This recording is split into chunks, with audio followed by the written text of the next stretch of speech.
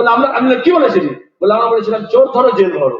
মদন মিত্র বলছে ওই হলো তো, ওটা আমাদেরই তো বলছে, মানে ওরা কিন্তু জানে ওটা চোরদেরই বলছে, পুলিশও জানে আর তৃণমূলও জানে চোর বললে কাকে বলা হচ্ছে। বুঝুন অবস্থা। বলে আমাদের নাম ধরে গাল দিচ্ছে, আমরা নাম ধরিনি, বলে ওই বলছে না চোর ধরো জেল ধরো, আমাদেরই তো বলছে। আর পুলিশও বলছে আপনারা এটা করবেন না, মুখ্যমন্ত্রী মেজাজ খারাপ হয়ে যায়। দুজনে এক সিলেবাস। এজন্য দিল্লিতে মোদির লুট আর রাজ্যের দিদির লুট চলুক, লুটেরা তন্ত্র চলুক। আর এই জন্য মুসলমানকে হিন্দুকে বলছে, মোদি বলছে সামনের লোকসভা নির্বাচনে কি হবে? বলে ভব্য রাম মন্দির কা উদ্ঘাটন হোগা। বলছে না? খুব ভালো কথা। মন্দিরের কি অভাব আছে? গির্জার কি অভাব আছে? মসজিদের কি অভাব আছে? মন্দির, মসজিদ, গির্জা, গুরুদ্বারা এই সিপিএম তৈরি হওয়ার আগে, বিজেপি তৈরি হওয়ার আগে, কংগ্রেস তৈরি হওয়ার আগে, তৃণমূলের জন্মানোর আগে থেকে তো আছে। মানুষ নিজের উপাসনা গৃহ তৈরি করে। সরকারের কাজ এটা? সরকারের কাজ রাস্তা তৈরি করা, সরকারের কাজ স্কুল চালানো, কলেজ চালানো, বিশ্ববিদ্যালয় চালানো। সরকারের কাজ হচ্ছে রেল চালানো, প্লেন চালানো, এয়ারপোর্ট তৈরি করা, বন্দর তৈরি করা, খনি খাদান তৈরি করা, কলকারখানা যাতে গড়ে ওঠে তার ব্যবস্থা করা। সরকারের কাজ হচ্ছে সব মানুষের যাতে খাদ্য পায় তার ব্যবস্থা করা, সব মানুষের মুখে যাতে হাসি ফোটে তার ব্যবস্থা করা, সব মানুষের মাথার উপরে যাতে ঘরের ছাদ হয় তার ব্যবস্থা করা। সরকার বলছে না আমরা খুব উঁচু ছাদ আর একটা মন্দির বানিয়ে দেবো আর ভোট হয়ে যাবে। মমতা কি বলবে? বলছে ও তুমি রাম মন্দির করছো, আমিও দীঘায় হচ্ছে বড় জগন্নাথ মন্দির করবো, আমি মায়াপুরে নদিয়ায় কৃষ্ণ মন্দির করে দেবো। লে কম্পিটিশন। তাহলে বিজেপি আর তৃণমূলের মধ্যে কিসের কম্পিটিশন হচ্ছে? এটা সরকারের কাজ না। যে মানুষটা খাবার পাচ্ছে না সে খাবার কেন পাচ্ছে না এই প্রশ্নটা করার অধিকার আছে মানুষের। ওরা বলছেন আমি তো লিকো ক্লাস লাগিয়ে কেউ কোনো কথা বলবে না। রেশনে চুরি কেন হচ্ছে এই কথা বলতে পারবে না। কে বলবে? যে চোরসি তো বলবে। আমরা বললাম চোর ধরো জেল ধরো, পুলিশ ধরে নিয়ে গেল। ওরা কেন বলছে? বলে আপনি তৃণমূলকে গালাগাল দিচ্ছেন কেন? আমরা তৃণমূল তো বললাম না, আমাদের বাচ্চা কাচ্চা এসএফআই ডিএফের ছেলেমেয়েরা। বলে আমি কি বলেছিলি? বলে আমরা বলেছিলাম চোর ধরো জেল ধরো। মদন মিত্র বলছে ওই হলো তো, ওটা আমাদেরই তো বলছে, মানে ওরা কিন্তু জানে ওটা চোরদেরই বলছে, পুলিশও জানে আর তৃণমূলও জানে চোর বললে কাকে বলা হচ্ছে। বুঝুন অবস্থা। বলে আমাদের নাম ধরে গাল দিচ্ছে, আমরা নাম ধরিনি, বলে ওই বলছে না চোর ধরো জেল ধরো, আমাদেরই তো বলছে। আর পুলিশও বলছে আপনারা এটা করবেন না, মুখ্যমন্ত্রী মেজাজ খারাপ হয়ে যায়। এই অবস্থা কেন হলো? বাংলার অবস্থা কি এটা ছিল? প্রতিদিন আমরা সিবিআই ইডি একে ধরছে ওকে ধরছে, এর কাছ থেকে টাকা বেরোচ্ছে, খাট থেকে বেরোচ্ছে, এর বান্ধবীর কাছ থেকে বেরোচ্ছে, এইসব কি বাংলা ভূমিকা ছিল? 15 বছর আগে এই পুরুলিয়া এখানে দাঁড়িয়ে আমি বক্তৃতা করতাম, আমি এই কথাগুলো বলতাম, ইডি আসতো, সিবিআই আসতো, সাম্প্রদায়িক হতো, ধর্ষণের কথা বলা হতো, চোরের কথা বলা হতো, চোর ধরে জেল ভরে স্লোগান করে দিয়েছেন। আর আমরা বলেছি জমি যার লাঙল তার, লাঙল যার জমি তার। আমরা বলেছি সবার শিক্ষা চাই, সবার কাজ চাই। আমরা বলেছি সাক্ষরতার কথা, যে মানুষ নিরক্ষর আছে তাকে স্বাক্ষর করতে হবে, যেখানে স্কুল নেই সেখানে স্কুল করতে হবে, যেখানে প্রাইমারি স্কুল আছে জুনিয়র হাই করতে হবে, যেখানে জুনিয়র হাই আছে সেখানে হাই স্কুল করতে হবে, যেখানে হাই মাদ্রাসা আছে সেখানে হায়ার সেকেন্ডারি করতে হবে, যেখানে কলেজ নেই কলেজ করতে হবে, যেখানে কলেজ আছে বিশ্ববিদ্যালয় করতে হবে। এটাই তো উন্নয়ন, ওটা তো সাইনবোর্ডে নয়। কোনদিন জ্যোতি বসুকে ভট্টাচার্যকে উন্নয়নের জোয়ার আর বিকাশ বলে সাইনবোর্ড লাগাতে হয়নি। মানুষ নিজের ঘরের কাছে দেখেছে, পাড়ায় মহল্লায় দেখেছে, সুখা মরশুমে দেখেছে শেষের অবস্থা কিরকম হয়। কুসংস্কার কাকে বলে? তাহলে বামপন্থীরা বলল খাদ্যের অধিকার, সব মানুষকে খাবার দিতে হবে, গণবন্টন ব্যবস্থা করতে হবে। আর দক্ষিণপন্থা আরএসএস বিজেপি কি বলছে? এসে বলছে দাঁড়া, ও কি খায় এ কি খায়, কে গরু খায় কে ছাগল খায়, কে আমিষ কে নিরামিষ, কে মাছ খায় কে মাছ খায় না, এই নিয়ে ঝগড়া হয়ে যাচ্ছে। আরে আমি আমার দেশের মানুষ ক্ষুধার তালিকায় নিচে চলে যাচ্ছে। আজকে আফ্রিকার সাহারা মরুভূমির দেশগুলো শুধু আমাদের পেছনে আছে। আমরা গান করি সুজলান সুফলান, আমরা বলি শস্য শ্যামলান, আমাদের এখানে এত বৃষ্টি, আমাদের এখানে এত ফসল, আমাদের কৃষকরা অন্নদাতা এত ফসল ফলায়, তাও ক্ষুধার তালিকায় আমরা সবার নিচে চলে যাচ্ছি কেন? এটাই তো বড় প্রশ্ন। এই প্রশ্নটা ওরা করতে দিতে চায় না। তার বদলে বলে দেখো ও কি খাচ্ছে, এ কি খাচ্ছে।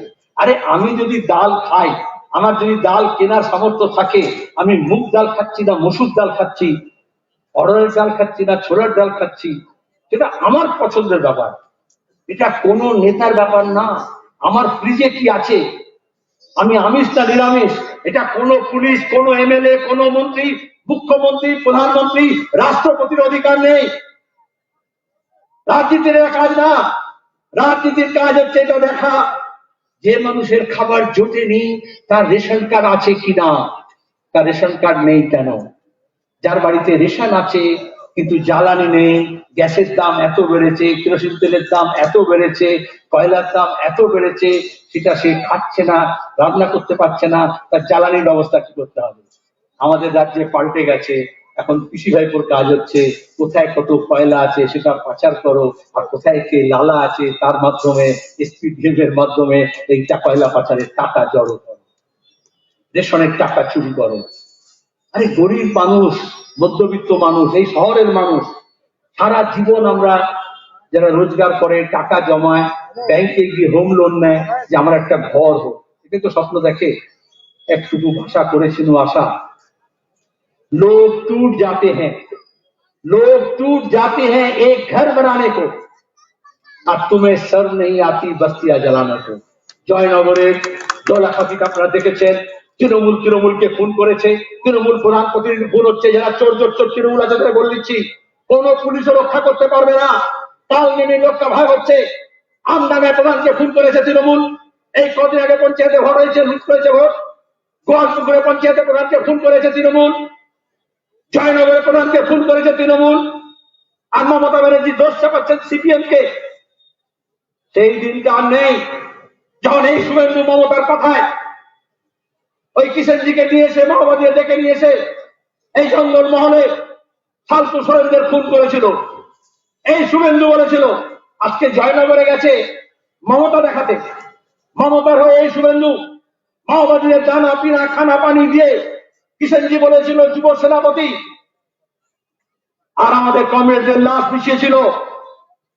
আর এই খবরে কাগজ টেলিভিশনের দালালদেরকে দিয়ে, বুদ্ধিজীবীদের দিয়ে বলা হয়েছিল হারমাত, তখন সিপিএম বলা হতো না, হারমাত বলতো না।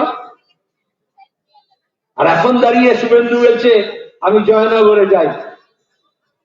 কোর্টে যেতে হয়েছে আমাদের, যাদের ঘর ভেঙেছে, যাদের খাবার লুট করেছে, যাদের জামা কাপড় লুট করেছে, এই শীতের রাতে যাতে কম্বল পায়, যাতে মা বোনেরা শাড়ি পায়, যাতে একটা তাবু খাটাতে পারে, রেশন দিতে পারি, তার জন্য হাইকোর্টে গিয়ে পুলিশের লজ্জা করা উচিত, বিডিও লজ্জা করা উচিত, ডিএম এর লজ্জা করা উচিত। ব্রিটিশ জমানা থেকে বিডিও অফিসের ম্যানুয়াল রাখা আছে, যদি কারো ঘর পুড়ে যায় তাহলে বিডিও কি করতে হয়, বাঁশ টিন ত্রিপল দিয়ে তার ঘরটা ছেড়ে দিতে হয়। যদি কারো বাড়ি লুট হয় তাহলে সেখানে 1 মাসের রেশন পৌঁছে দিতে হয়। ইংরেজ জমানার বিডিও জমা কাছে লাইসেন্স প্রোটোকল দেওয়া আছে, রিলিজ ম্যানুয়াল দেওয়া আছে। আজকে আইন মোতাবেক হচ্ছে না। আমাদের লোকজন গেছে, সুজন চক্রবর্তী গিয়েছে, বর্ষিয়ান কান্তি গাঙ্গুলি গিয়েছেন, তাকে আটকেছে। হাইকোর্ট বলেছে, আজকে ডেট দিয়েছে আমাদের কমরেডরা যাবে, তার আগে ছাত্ররা গিয়েছিল বইপত্র নিয়ে যাবে বই পড়ে থাকে দেওয়ার জন্য। আর কিরম দালাল হয় পুলিশ, থানার আইসি কালকে বলছে সিপিএম কে ফোন করে যে জেলা প্রশাসন বলেছে কালকে শুভেন্দু বাবু যাবেন, এই জন্য আপনারা যেতে পারবেন না। তাহলে বুঝতে পারছেন 2 2 4 হয়। যে ডিএম যে এসপি যে আইসি বলছে সিপিএম যেতে পারবে না, হাইকোর্টের অনুমতি হয়েছে, পুলিশকে পাহারা দিয়ে যেতে বলেছে, ওই পুলিশকে খেলা শুধু চাষতে বলেছে হাইকোর্ট। এখানকার পুলিশগুলোকে বলে দিচ্ছি বেশি দালালি করলে হাইকোর্টে গিয়ে আপনাদের বমি করিয়ে বমি চাটানো হবে। এখন বলছে শুভেন্দু বাবাজি যাবে, তারপর আমাদের লোকরা গিয়েছে। তাহলে এসপি ঠিক করে দেবে না, ডিএম ঠিক করে দেবে না, দেশের আইন সংবিধান ঠিক করে দেবে দেশটা কিভাবে চলবে আর মানুষ কিভাবে চলবে। মমতা বলেছিলেন মুখে 2 প্লাস লাগিয়ে রাখো, বলেছিলেন না, কেউ কোনো কথা বলবে না। আমরা কিন্তু বলিনি। এই যে প্যালেস্টাইনে দেখছেন কত নির্মম ভাবে হাসপাতালে বোমা ফেলছে, মিসাইল ফেলছে, শিশু মরছে, গোটা দুনিয়া প্রতিবাদ করছে। মমতা ব্যানার্জির মুখে কিন্তু একটাও কথা নেই, ইসরায়েলের বিরুদ্ধেও নেই, জায়নবাদের বিরুদ্ধেও নেই, গাজা নিয়ে নেই, প্যালেস্টাইন নিয়ে নেই। এটাকেই বলে ভাগ্যের পরিহাস। যিনি মোহাম্মদ সেলিমকে বলেছিলেন মুখে লুকো প্লাস লাগিয়ে রাখো, আমরা না বলাতে এখন মমতা ব্যানার্জি মুখে লুকো প্লাস লাগিয়ে রেখেছে, একটা কথা বলতে পারে না।